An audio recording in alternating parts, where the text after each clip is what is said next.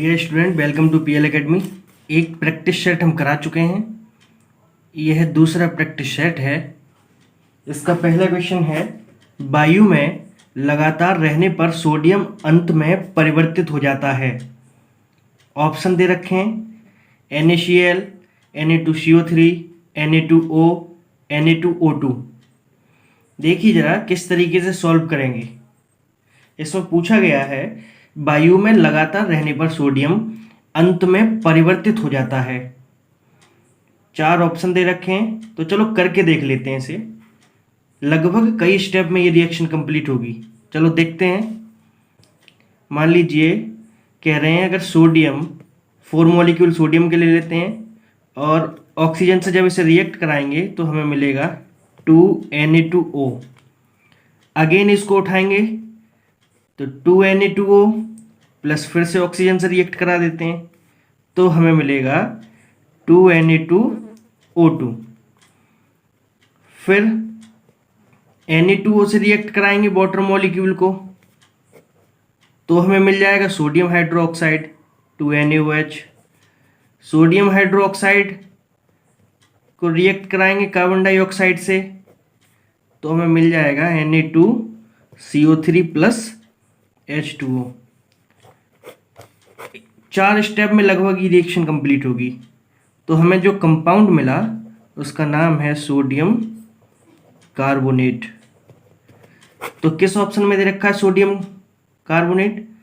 B option में दे रखा है, तो हमारा बी ऑप्शन सही हो जाएगा। डियर स्टूडेंट, हम आपको खोजबीन करके इम्पोर्टेंट क्वेश्चन ही आपको कराएंगे, तो आप इस प्रैक्टिस सेट को ज़्यादा से ज़्यादा सॉल्व कीजिएगा। आप देख सकते हैं ये यूपी टीजीटी में आए हुए क्वेश्चन है 2016 में। तो जितने रिपीटेड हैं 15 ईयर्स रिपीटेड क्वेश्चन जितने हैं वो सब हम आपको करा देंगे। लगभग 1000 क्वेश्चन कराएंगे, उनमें से 25-30 क्वेश्चन बिल्कुल डिट्टो कॉपी रखे हुए मिलेंगे। इसलिए आप इस प्रैक्टिस सेट को सॉल्व कर सकते हैं, चैनल को सब्सक्राइब कर सकते हैं। डेली आपको एक प्रैक्टिस सेट मिलेगा। अगला क्वेश्चन है हमारा, शॉर्ट की क्रिस्टल डिफेक्ट इज एक्चुअली ये। शॉर्ट की क्रिस्टल दोस्त वास्तव में है एक। ऑप्शन है line defect, balance defect, vacancy defect, none of these. देखिए आखिर डिफेक्ट होते क्या है। ये सॉलिड स्टेट से आए हुए क्वेश्चन है। सॉलिड स्टेट में एक टॉपिक है ठोसों में दोष, वहां से आए हुए क्वेश्चन है। आखिर होते क्या है दोष? जब संपूर्ण क्रिस्टल, जब पूर्ण रूप से क्रिस्टल बन रहा होता है, पूर्ण रूप से जब क्रिस्टल बन रहा होता है तो उसमें जब कोई कमी आ जाती है तो उस प्रक्रिया को हम दोष कहते हैं। ठोसों में दोष होता क्या है? आखिर शॉर्ट की दोष क्या होता है? वह दोष जो क्रिस्टल में धनायन अथवा ऋणायन के, ध्यान से समझना, वह दोष जो क्रिस्टल में धनायन तथा ऋणायन के समान संख्या में अपने स्थानों के बाहर निकल जाने पर उत्पन्न होता है, रिक्त का दोष या शॉर्ट की दोष कहलाता है। उसी को वैकेंसी डिफेक्ट भी कहते हैं और शॉर्ट की डिफेक्ट भी कहते हैं। तो सीधी सी बात है, इसमें अगर कहीं वैकेंसी डिफेक्ट ऑप्शन है तो वो सही हो जाएगा। सी है, जैसे कि मान लो ये क्रिस्टल है, मान लो NaCl का क्रिस्टल है तो इसमें Na और Cl के आयन होंगे, Na पॉजिटिव Cl नेगेटिव। तो इस तरीके से ये पूरा क्रिस्टल कंप्लीटली बना होगा। तो इस तरीके से मान लीजिए अगर इसमें से कहीं एक सोडियम आयन मिस हो जाता है, ठीक है, तो एक क्लोरीन आयन भी यहाँ से मिस हो जाएगा। तो इस प्रकार के जो दोष हैं, और ये जो जगह है ये वैकेंसी यानी रिक्त हो जाएगी, इसको बोलेंगे रिक्त जगह, वैकेंसी। इसलिए इसे वैकेंसी बोला जाता है, वैकेंसी डिफेक्ट। और इसे रिक्त का दोष भी कहते हैं हिंदी में, और वैकेंसी डिफेक्ट भी कहते हैं। इसी दोष को शॉर्ट की दोष कहते हैं। यह बात हमें ध्यान रखनी है कि शॉर्ट की दोष जो है वो आयनों में ही होगा, यानी जितने भी आयनिक यौगिक होंगे, आयनिक कंपाउंड होंगे, उन्हीं में ये दोष उत्पन्न होगा। इस बात को आप ध्यान रखना। अगला क्वेश्चन है हमारा, ट्राई हैलाइड आयनों के स्थायित्व का सही बढ़ता क्रम है। The correct increasing order of the stability of the trihalide ions is. Option दे रखे हैं A, B, C, D। देखिए इसमें पहले समझने की बात यह है कि होता क्या है इसमें, क्या कहना चाह रहा है। तो यहाँ थोड़ा समझ लो क्या मैटर है स्टेबिलिटी का। यहाँ स्टेबिलिटी किस पे डिपेंड करेगी, कहाँ कम होगी कहाँ ज़्यादा होगी। तो समझो, जिस यौगिक या अणु के केंद्रीय परमाणु का आकार जितना ज़्यादा होगा, जिस यौगिक या अणु के केंद्रीय परमाणु का सेंट्रल जो एटम होगा या उसका आकार जितना बड़ा होगा या जितना ज़्यादा होगा, वो स्टेबिलिटी में उतना ही ज़्यादा स्टेबल होगा। यानी जिसका आकार जितना बड़ा होगा उसका स्थायित्व भी उतना ही अधिक होगा। तो सीधी सी बात है, ब्रोमीन दे रखा है इसमें कहीं, तो सबसे पहले ब्रोमीन आने वाला है, नॉर्मली ब्रोमीन। तो ये सबसे पहले जो आएगा, एक इसमें बी ऑप्शन में है और एक डी ऑप्शन में है। तो Br3 वाला जो बी ऑप्शन में वो बड़ा है, तो बी ऑप्शन जो है वो बिल्कुल सही हो जाएगा, बिल्कुल करेक्ट हो जाएगा। अगला क्वेश्चन है, निम्न अभिक्रिया इनमें से क्या कहलाती है। देखो जरा, निम्न अभिक्रिया इनमें से क्या कहलाती है। रिएक्शन हमारे सामने दे रखी है। तो यहाँ कॉपर साइनाइड दे रखा है, या क्यूप्रस लवण भी कह सकते हैं इसे। तो यहाँ जो सेंडमायर अपक्रिया, गैटरमैन अपक्रिया, बोल्ट्जमान अपक्रिया और हेक अपक्रिया दो दे रखी हैं, हेक रिएक्शन, गैटरमैन रिएक्शन और सेंडमायर रिएक्शन। तो समझ लो यहाँ कैसे सॉल्व करेंगे इसे। तो समझो, जहाँ भी क्यूप्रस लवण की उपस्थिति होगी, यानी जहाँ भी क्यूप्रस लवण प्रेजेंट होगा या डायजोनियम लवण की उपस्थिति होगी, तो वहाँ एरिल हैलाइड बनेगा, और ऐसी अभिक्रिया जो है वो सेंडमायर अभिक्रिया कहलाती है कंप्लीटली। तो ये रिएक्शन जो है सेंडमायर अभिक्रिया दे रखी है, तो इसमें ऑप्शन हमारा ए सही हो जाएगा।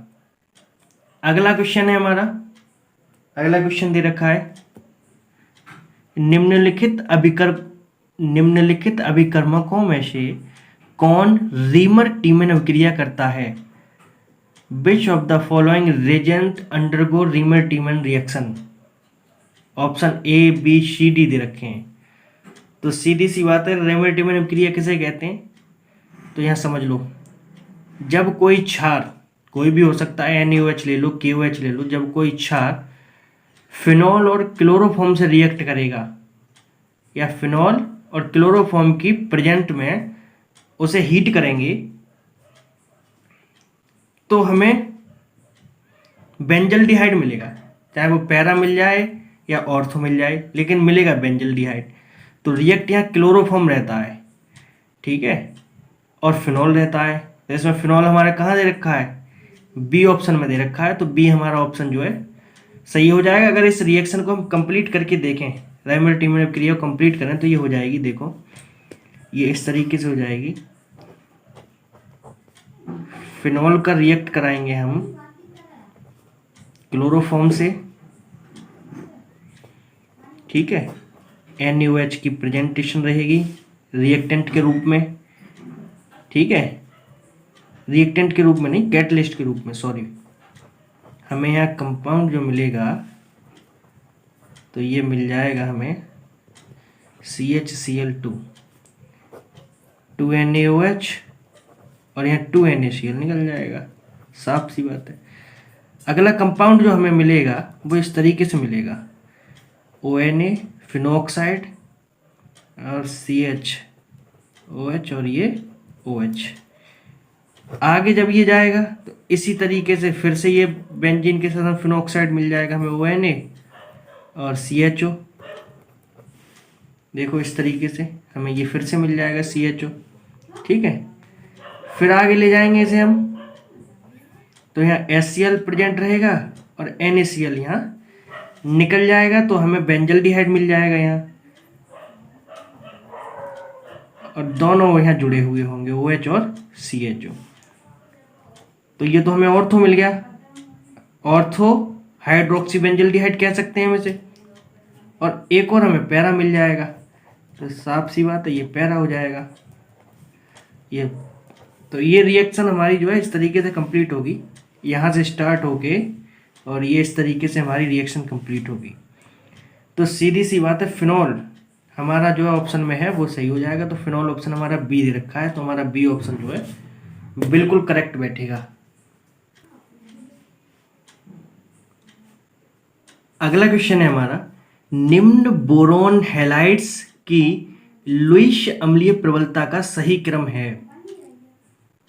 The correct order of Lewis acid strength of the following boron halides is.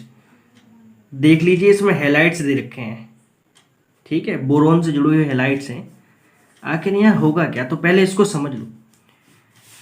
ऐसी स्पीसीज जो सिंगल इलेक्ट्रॉन युग्म रखते हैं, ध्यान से समझना है, ऐसी स्पीसीज जो एकाकी इलेक्ट्रॉन युग्म ग्रहण करता है और लुईस अम्ल कहलाता है।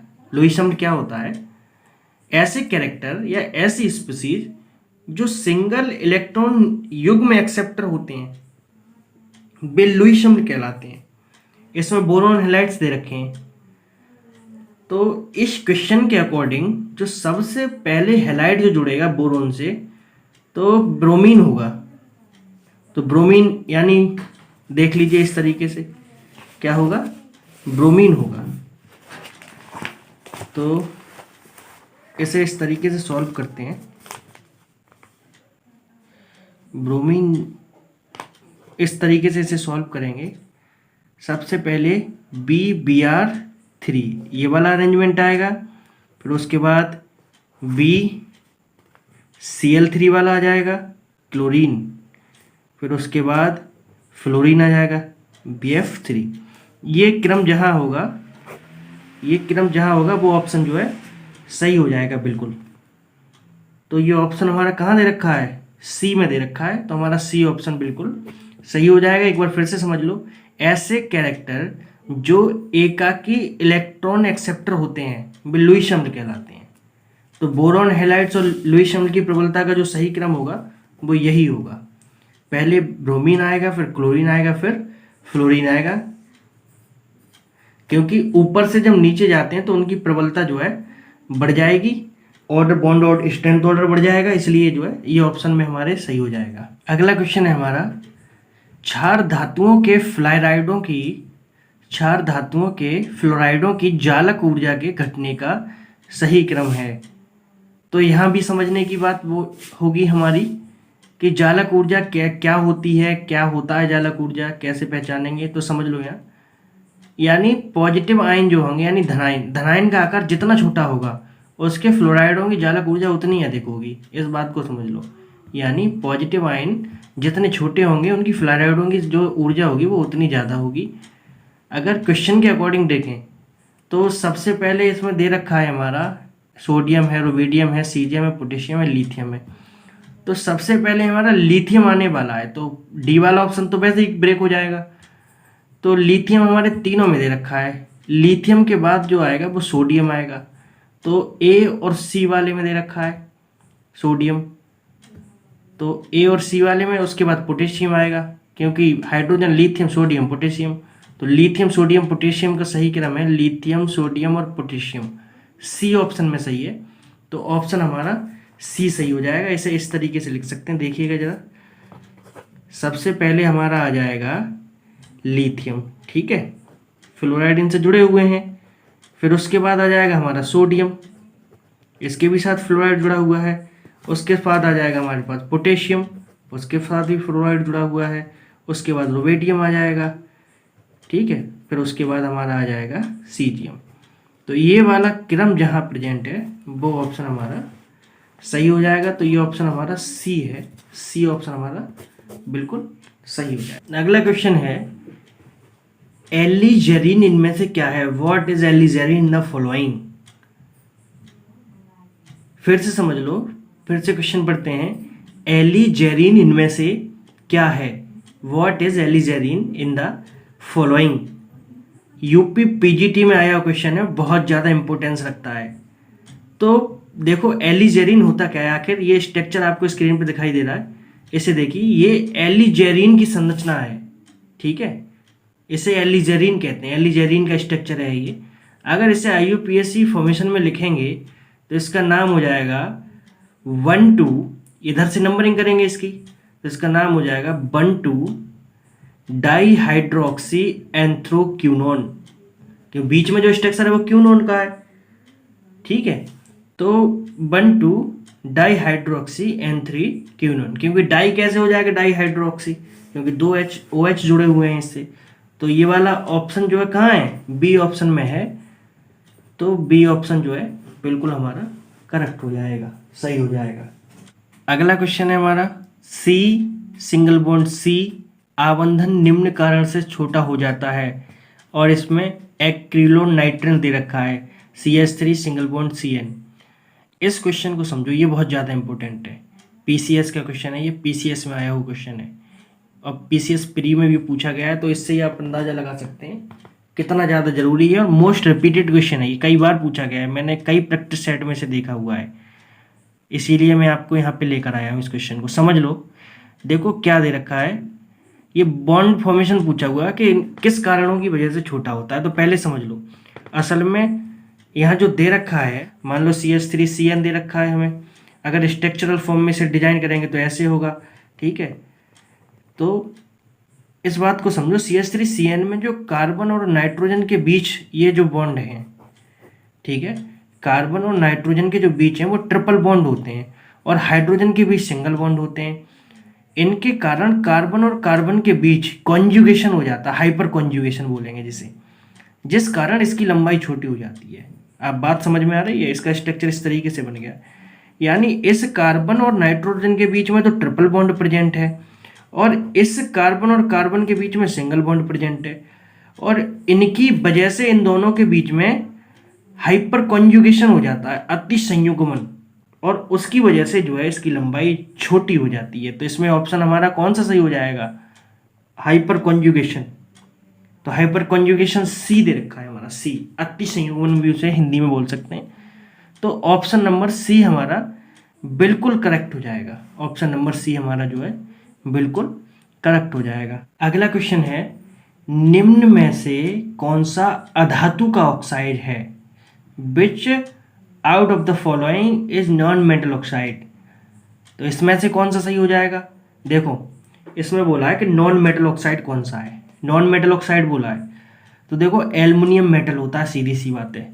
बेरियम मेटल है, सोडियम भी मेटल है, मेटल तो है ही है, आखिर धातु है, या तो क्षारीय हो या अम्लीय हो, धातु तो है ही है। लेकिन जो है नाइट्रोजन से जुड़ा हुआ ऑक्साइड है, सब जानते हैं नाइट्रोजन गैस फॉर्म में होता है, तो ये ये जो ऑक्साइड है ये अधातु बोला जाएगा, ना तो ये मेटल है, नॉन मेटल कहलाएगा ये। तो N2O जो है हमारा बिल्कुल सही हो जाएगा, बिल्कुल सही आंसर हो जाएगा। अगला क्वेश्चन है हमारा, आर्सेनिक एक ऑप्शन दे रखे हैं, मेटलॉइड है, मेटल है, नॉन मेटल है, या फिर एलॉय है, मिश्र धातु है। यहां समझ लीजिए आर्सेनिक क्या है।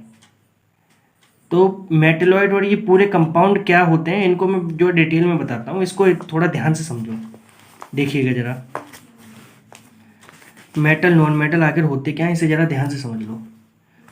देखो जो धातु और अधातु दोनों के गुण प्रदर्शित करेंगे उन्हें हम उपधातु कहेंगे, मेटलॉइड कहेंगे। आर्सेनिक दे रखा है इसमें सबसे पहले, तो आर्सेनिक ही जान लेते हैं सबसे पहले। आर्सेनिक का सिंबल होता है, उसे AS से रिप्रेजेंट करते हैं। आर्सेनिक क्या है, आर्सेनिक एक उपधातु बोली जाएगी, ठीक है। आर्सेनिक क्या बोली जाएगी, एक उपधातु, मेटलॉइड बोला जाएगा। और आर्सेनिक एक विषैला भी तत्व है, विषैला, जिसका प्रयोग प्राचीन काल में जो किया जाता था विष की तरह किया जाता था। और समझ लो आर्सेनिक के क्या क्या यूज हैं। अकार्बनिक रूप होता है इसका, यह मनुष्य और जानवरों के शरीर में भी पहुंचकर नुकसान पहुंचा देता है। नुकसान क्या क्या कर सकता है, स्किन, वृक्क, फेफड़े, यकृत, ये सब जो है इनमें कैंसर हो सकता है। हार्ट जो है हृदय रोग हो सकता है, डायबिटीज हो जाती है, हाइपरटेंशन जैसे रोग भी जो है आर्सेनिक से हो जाते हैं। ह्यूमन बॉडी में जो तंत्रिका तंत्र होता है, नर्वस सिस्टम जो होता है, उसको बिल्कुल जो है बेकार कर सकता है। मानसिक मंदता भी उत्पन्न कर सकता है। लेकिन जो है इसके बावजूद भी अगर इसे सही तरीके से यूज में लिया जाए तो ये औषधियों में भी यूज होता है, दवाइयों में। जैसे कृंतक होते हैं, विष को तोड़ने के लिए जो यूज किए जाते हैं। कीटनाशक होते हैं फसलों में लगाने वाले, कवकनाशक जो होते हैं, काष्ठ परीक्षण जो होते हैं उनमें उनकी रंगाई छपाई, उन सारी चीज़ों में ये किया जाता है। तो आर्सेनिक एक क्या होता है, मेटलॉइड होता है। ऑप्शन हमारा ए जो है बिल्कुल सही हो जाएगा। आर्सेनिक क्या होता है, मेटलॉइड है। तो मेटलॉइड हमारा आंसर बिल्कुल करेक्ट हो जाएगा, ठीक है। चलो आज के लिए इतना ही। Thanks for watching.